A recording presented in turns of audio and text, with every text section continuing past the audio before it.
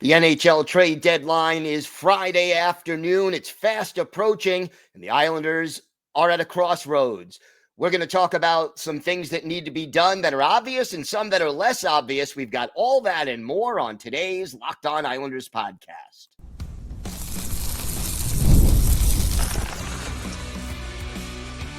Your Locked On Islanders, your daily podcast on the New York Islanders.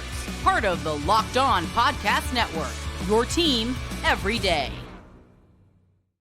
Welcome, everybody, to the Thursday edition of the Locked On Islanders podcast, part of the Locked On Podcast Network, your team every day. I want to thank everyone who makes Locked On Islanders your first listen every day. Don't forget to subscribe on YouTube or wherever you listen to podcasts so you can get new episodes as soon as they drop. Today's episode is brought to you by FanDuel. Right now, new FanDuel customers can get $150 in bonus bets if your first $5 bet wins. I am Gil Martin. Welcome, everybody, to the Locked On Islanders podcast. I've been covering the Islanders for almost 2 decades, and I wrote the book Ice Wars on the history of the Islanders' rivalry with the Rangers from 1972 to the modern era. Great to have you aboard. And this is a pivotal time for the New York Islanders with the trade deadline rapidly approaching. We're going to talk about the latest rumors. We are going to break down some of the less obvious needs that this team has, and we're going to gauge fan feelings at this point. So a busy show coming up. There are all kinds of rumors about where the Islanders are right now. There have been rumors that Lou Lamoriello is now finally actively trying to make a trade or at least listen to trades on Brock Nelson and Kyle Palmieri. There are rumors that there are still talks ongoing about extending one or both of those players. And it really is going to be an interesting situation as far as how this plays out. And let's start with some of the things we know. We know that Lou Lamoriello has said in the past, and everydayers will recall this, he doesn't believe in retooling or rebuilding. To Lou Lamoriello, agree or disagree, this is his belief. You always want to try to get into the playoffs, and once you're into the playoffs, anything can happen.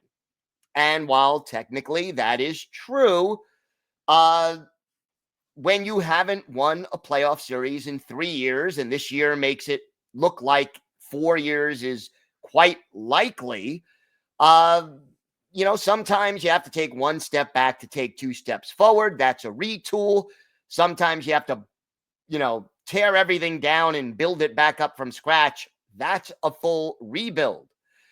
And I still think we are in more of a retool than a rebuild situation. Why?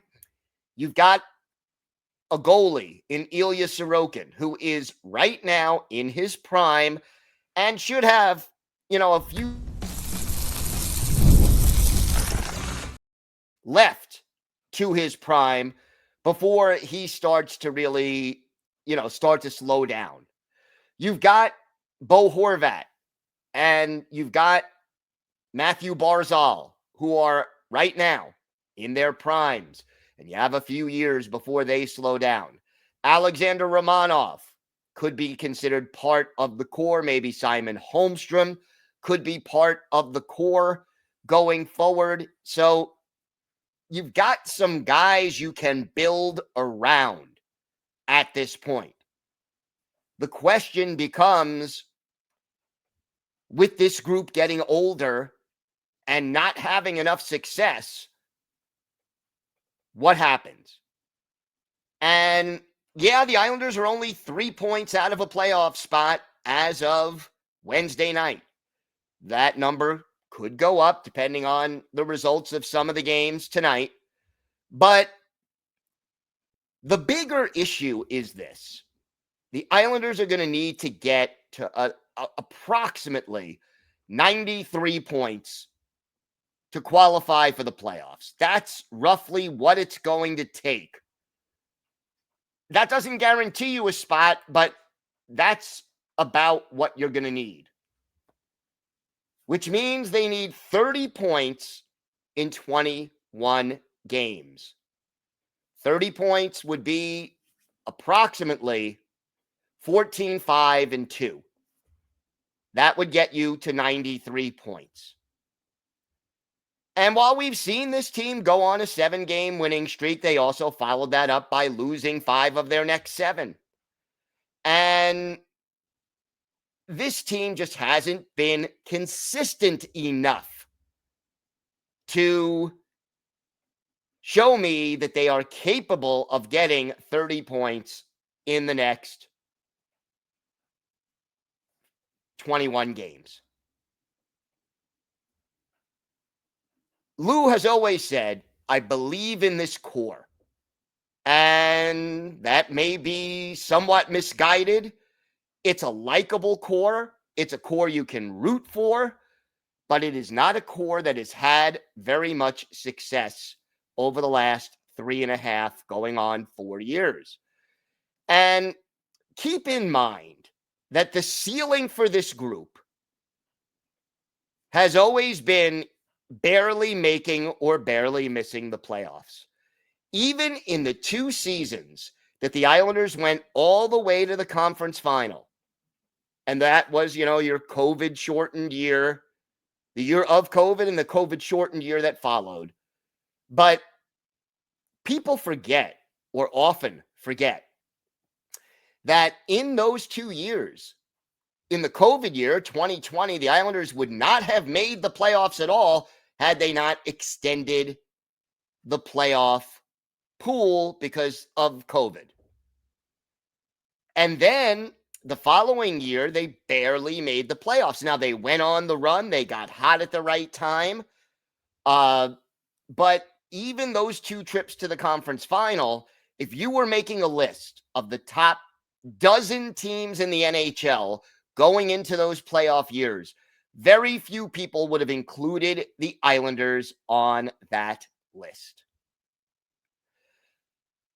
Lou Lamoriello is going to want to go for it. That is his nature. He is going to want to try to, his opinion, his view is you're 3 points out of a playoff berth. We want to make the playoffs. Every year we want to make the playoffs so we have a chance to do some damage. You've heard players on this team, Matthew Barzal among them, and everydayers will remember, he said before last season, I'm tired of squeaking into the playoffs at the very last game or before last game of the season. We want to be better than that, and it hasn't happened. You can use injuries as an excuse, and it's legitimate. This team has lost a lot of key players for a lot of games.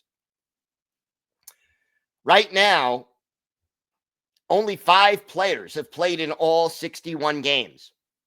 Anders Lee, Brock Nelson, Kyle Palmieri, Casey Cizikas, Kyle McLean. That's it. Anthony Duclair has missed time. Obviously, you've missed time from Noah Dobson. You've missed time from Matthew Barzal. You've had almost all of your key guys. Alexander Romanov has missed time. Adam Pelech has missed time. Anthony Duclair has missed a lot of time. There's a lot of guys who have been hurt. But injuries are part of the game, and this team right now doesn't have the depth. They're getting older. The core has maxed out at barely making or barely missing the playoffs, somewhere between 7th and 10th in the conference every year, it seems, and losing in the first round if they do get in. It is time for change. And the idea, the fact that I think it's in the Islanders organization's best interests to move on from Brock Nelson and Kyle Palmieri and maybe even Anders Lee or Scott Mayfield or Casey Cizikas or JG Pajot. I like all these guys. I am happy that they've been Islanders. I like them as players and what they've brought to the table. But that doesn't mean that you hang on to them longer than you should. And one thing I remember reading an interview by the late, great Bill Torrey, Hall of Fame Islanders general manager during the glory years, the dynasty years. And they asked him, if he had any regrets. And he said that his one biggest mistake as Islanders GM, and everybody makes them, right? We're all human. But he said his one mistake was he probably hung on to some of the guys from the cup-winning teams a little too long. And keep in mind, that's before the salary cap. You cannot hang on to players for too long when the team itself is just not getting better. And the age of this team, the cap situation of this team, and the way this team is structured, they need to make changes to get younger, faster, and more skilled. And we've seen teams like the New Jersey Devils and the Washington Capitals make two teams in the Islanders division retool on the fly. You make a few trades, you put a guy on LTIR, you move on. And the Islanders, they can add some younger, talented players at the trade deadline or over the offseason. You should be acquiring picks and prospects. This is a seller's market. And the Islanders, according to The Athletic, and in their poll released earlier this week, right now, Brock Nelson is listed as the number one player as the top target on their trade board. Kyle Palmieri is ranked 14th. There are 42 players on this list, and the Islanders have 2 of the top 15. It is a seller's market. Lou, go out and make some sales. Make the organization better in the long run. Take a step back to take 2 steps forward. That is how you get out of the muddy middle and retool on the fly and regroup, because even though you're only 3 points out of a playoff spot, there are still 5 teams you need to pass and stay ahead of, and a couple of teams right behind you who can still pass you. The Islanders still only have less than a 20% chance of even getting into the playoffs, let alone winning once they get there. It is a tall ask, and it is time for change.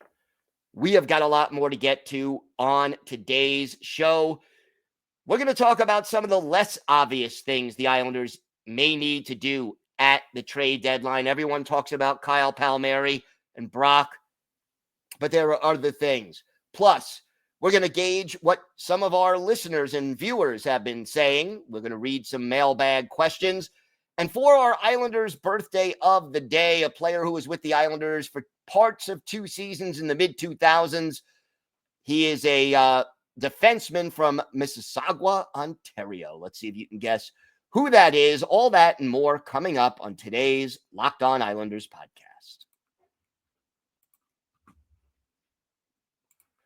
Today's episode is brought to you by FanDuel. When the game tips off, the NBA action is just getting started, and there's no better place to get in on it than FanDuel, America's #1 sports book. With FanDuel, you can place live bets throughout the game, so even if you miss the opening tip-off or want to bet on a fourth quarter comeback, you could stay in the action. And if you're looking for a bigger payout, you could even combine your live bets into a same-game parlay. I love using FanDuel's live betting feature because it keeps every moment of the game exciting.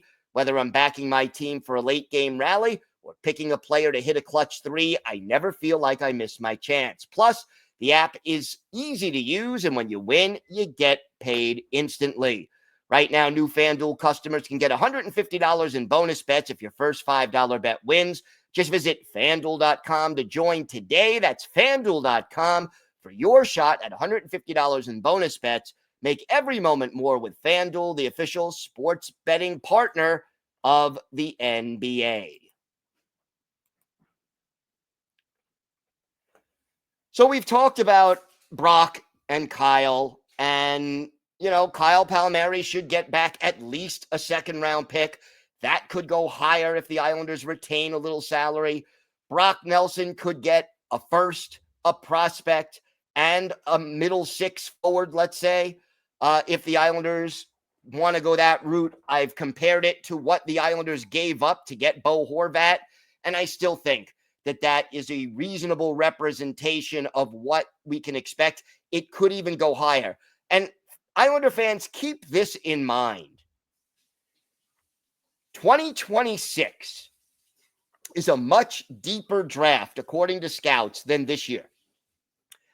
I would not mind at all if the Islanders also add some 2026 draft choices rather than 2025s. And if I'm Lou Lamoriello and there's a team that doesn't have a first round pick in this year's draft, but they're willing to give us, let's say in the deal for Brock Nelson that may or may not happen, they're willing to give up a first round pick in 2026, but, a prospect or a player or even a third round pick, let's say in addition in 2025, do it, because that's a better draft. You can then use that at this year's draft for trade purposes, flip it. There's a lot of options you get with that additional ammunition. So keep in mind, there is a lot of flexibility here if Lou is willing to get creative and make some moves. But there are some less obvious needs right now for this team that I wanted to address, because fans are so busy thinking about trading Brock and trading Kyle and maybe J.G. Pageau or Casey Cizikas or Scott Mayfield because of the market. All well and good. Here are two things that you have to keep in the back of your mind entering the trade deadline. Number one, the Islanders right now have a glut of defensemen. When injuries hit, the Islanders, they signed Tony DeAngelo. They added Scott Perunovich and Adam Boqvist. Now, Mike Riley may be coming back before this season is over. That remains a possibility. All of the other defensemen right now are getting healthy. So what does that mean? To me, you can flip Tony DeAngelo. I know he's done well. I know Patrick Waugh likes the smaller, faster defenseman. But if DeAngelo is not in your long-term plans, and he may not be, and remember, you still have Isaiah George, who may be on the NHL roster next year, you can trade defensemen. You have a glut of defensemen, and they can be part of the equation at the trade deadline, whether you're throwing them in to sweeten the pot, whether it's, something that you do to add another draft pick or, solidify a deal for another player. Are Tony DeAngelo and Adam Boqvist and Scott Perunovich part of the long-term plans of this team?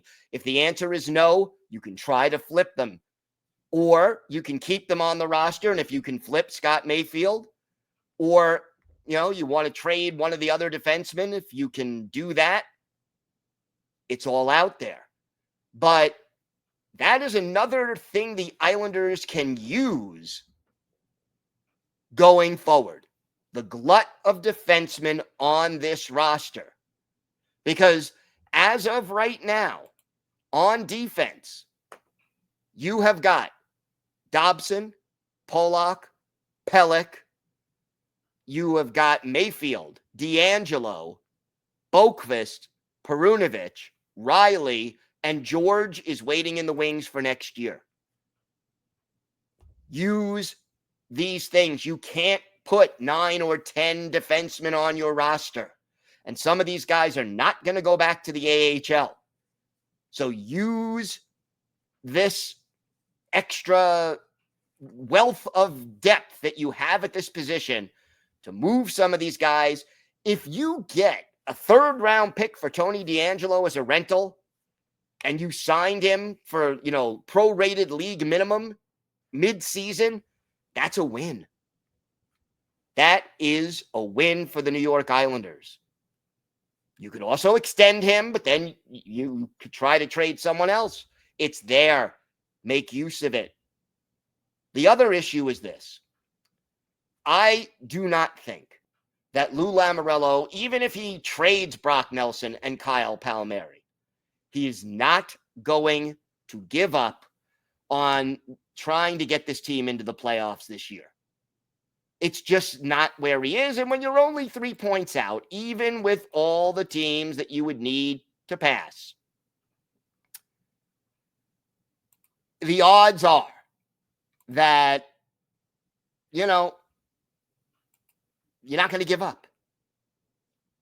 The Islanders still have a need at backup goalie. Ilya Sorokin has played 31 of the last 35 games. If you're still in it and you don't want to risk running Sorokin into the ground, you have no chance of making the playoffs without Sorokin playing well. That is part of the way this team has always won games in the Lou Lamoriello, Barry Trotz, etc. era. You got to get great goaltending because this is not a great offensive team. If Marcus Hogberg is not able to come back shortly after the trade deadline, you got to bring in a backup goalie. Now, if you think you're out of the playoffs, doesn't matter. Keep Jakub Skarek up there. Bring up somebody else from the AHL. See what they can do. It's all good. But whether you're in the playoff hunt or not, do not run Ilya Sorokin into the ground. I am concerned that that's what they're doing. We don't need an injury or just ineffective play from him because, let's face it, he is still, as of now, the best player on this team. Going to be interesting. We're going to see how this plays out. But those are, the glut of defensemen and the need for a backup goalie, unless Marcus Hogberg's return is imminent, those are things to also keep an eye on, in addition to who they can possibly trade away at the deadline. And let's hope we get some picks, some prospects, some players, and we'll see what ends up happening.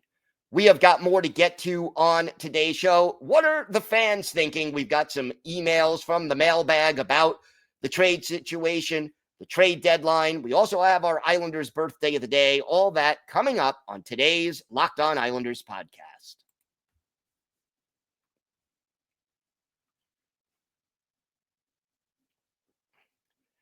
So we've been getting a lot of, emails from fans, and I want to thank everyone who sent them in, and I'll read some. I can't get to all of them, but please keep them coming. We are always happy to, hear what you have to say and share your thoughts on the Islanders. We're going to start with Spencer from Harrisburg, PA. Hi, Gil. I'd love to get your thoughts on the future of the Islanders, assuming the team is selling at the deadline. Please sell Lou. Do you think we should bring in a reliable backup for Sorokin, maybe a young goalie with developmental potential? Watching him start night after night, it's clear he needs more support to get through the grind of an 82-game season. If Anders Lee gets traded, who do you see stepping up as the next captain? And if veterans like Nelson and Palmieri are moved as well, who do you think takes on a leadership role? Looking forward to hearing your thoughts. Well, first, Spencer, thank you for the email.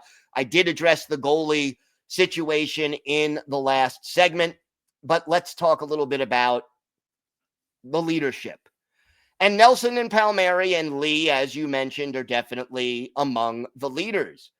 And to me, I think Bo Horvat would certainly, be a leader if one or more of those players gets traded. Matthew Barzal is definitely a possibility. You want to go a little younger? I think it's a little early, but maybe Simon Holmstrom eventually.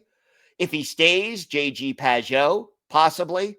But to me, it's usually going to be guys like Barzal, Horvat, maybe Romanov down the road. But next captain, I would think it would be Horvat or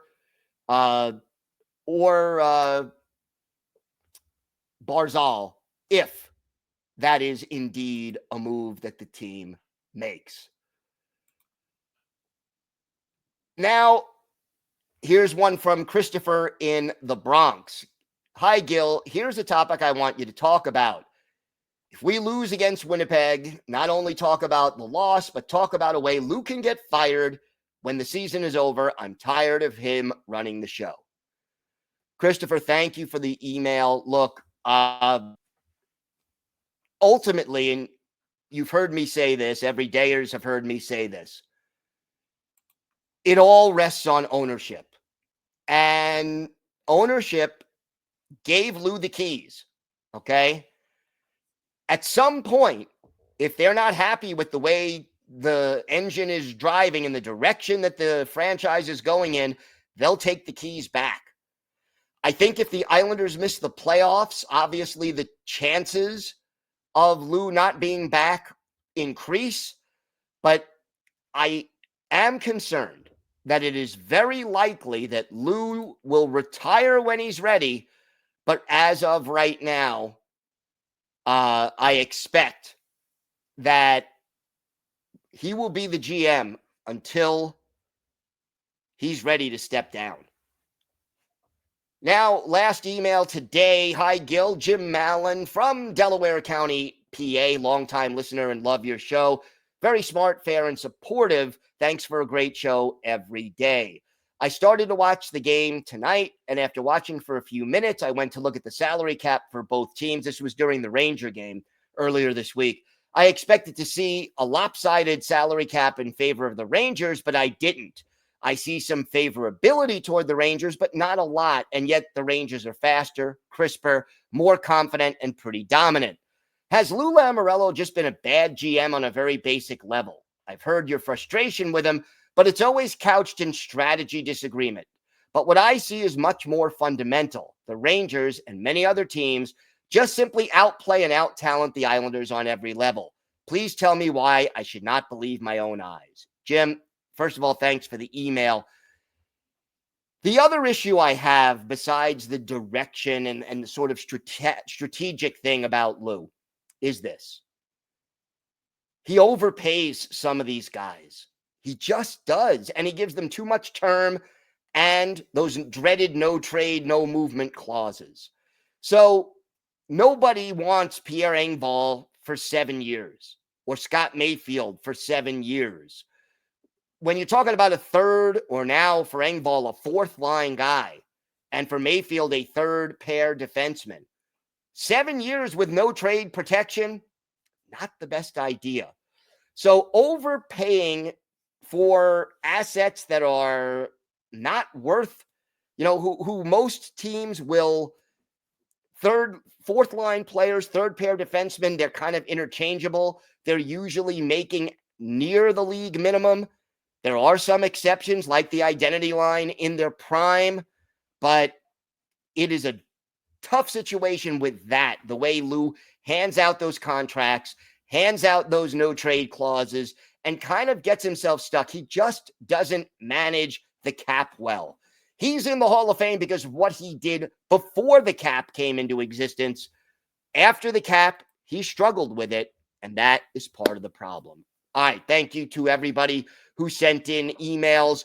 Time now for our Islanders' birthday of the day, and today is the 45th birthday of former Islanders defenseman Alan Rourke, the Mississauga, Ontario native, 6th-round pick of the Maple Leafs back in 1998. made his NHL debut in 03-04 with Carolina, was with the Islanders for parts of 05-06 and 06-07, and then finished his NHL career with the Oilers. Played a total of 55 NHL games, 1 goal, 5 points, 31 penalty minutes. One of his better games with the Islanders, January 27th, 2007, Islanders hosting Buffalo at the Nassau Coliseum. Ryan Miller, the goalie for the Sabres, Rick DiPietro for the Islanders. And in this game, in the third period, with the Islanders trailing 3-2, Alan Rourke, our Islanders' birthday of the day, sets up Aaron Asham for the tying goal. Sean Bates, the other assist. Then Randy Robitaille and Andy Hilbert score in the third. Islanders go on to beat the Sabres 5-3. But for our Islanders' birthday of the day, Alan Rourke, he had an assist. He was a +2, and he was on the ice for 13 minutes and 24 seconds. 27 saves for DP as the Islanders win this game by a score of 5-3. Alan Rourke is our Islanders' birthday of the day. I want to thank everyone who makes Locked On Islanders your first listen every day. For your second listen, check out the Locked On NHL podcast, bringing you the daily league-wide stories that matter with the local coverage from Locked On that you love. Find Locked On NHL on YouTube or wherever you listen to podcasts. It's part of the Locked On Podcast Network, your team every day. If you have a question, a comment, maybe a topic you'd like us to discuss on a future episode, email us at lockedonislanders@gmail.com. If you leave your first name and where you're from, we're happy to mention you on the show when we discuss whatever's on your mind. You could follow the show on X at Locked On Isles. You could follow me, Gil Martin, on X at Ice Wars, NYR vs NYI. We'll keep you up to date on all things Islanders all year long and at the trade deadline. And I'm live tweeting during nearly every Islanders home and road game. So join me for some instant insight and analysis, and it's great to talk Islanders hockey with you, game time or anytime. The next 48 hours are going to mean a lot to the future of this franchise. Have a great day, everybody. Stay safe. And of course, let's go Islanders.